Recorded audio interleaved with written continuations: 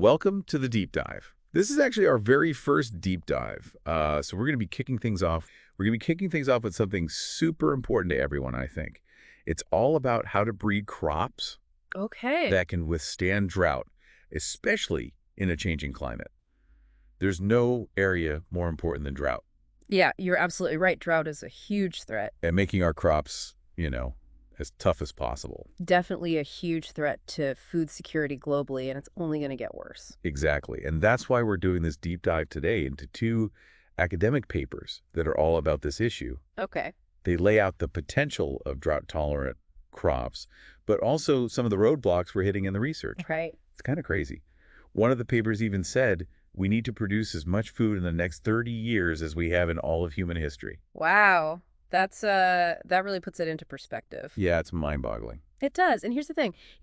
While we've been boosting yields, we've accidentally made a lot of crops more vulnerable to drought. Oh, that's interesting. It's like we've traded resilience for productivity. So that's like a paradox. It We've bred out natural defenses to get bigger harvests. Yeah, researchers are calling it the productivity vulnerability paradox. Huh. Interesting. And while irrigation can help, it's not a solution for those massive rain-fed regions of the world. Okay, so that's off the table. So we really need to figure out drought-tolerant crops. We do. But these papers didn't make it sound easy. No, they don't. Drought research is complicated, isn't it? It really is. It's not as simple as finding a single gene and saying, okay, we did it. This is the drought tolerance gene. Right. It can't be that easy. No, you're dealing with a complex interaction between the plant and its environment. Right. It's multiple genes.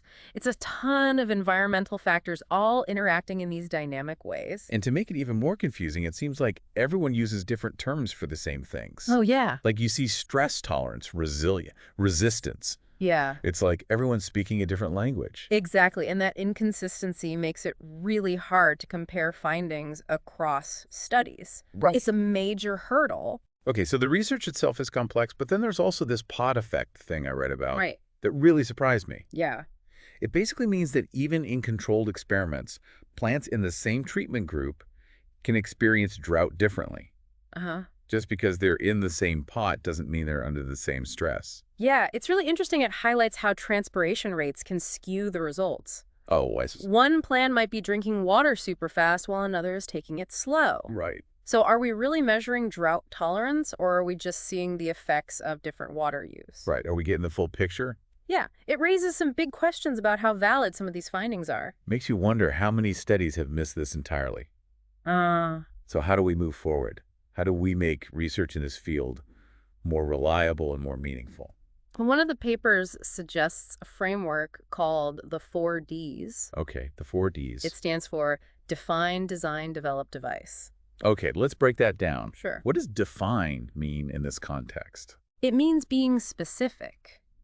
Instead of using vague terms like drought tolerance, researchers need to pinpoint exactly what they're measuring Okay, and what aspects of drought response they're interested in. got it. Are we looking at survival growth yield?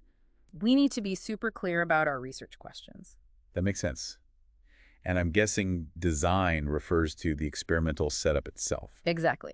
The design needs to consider those feedback loops we mentioned before. The ones where the plant impacts its environment. Right, how the plant affects the soil, moisture, the temperature, and other factors. So we're not just looking at the plant in isolation, but as part of a dynamic system. Exactly. So continuous monitoring is important then. Yes. We need to see how things are changing over time and how they're all connected. Absolutely. And that's where technology is key.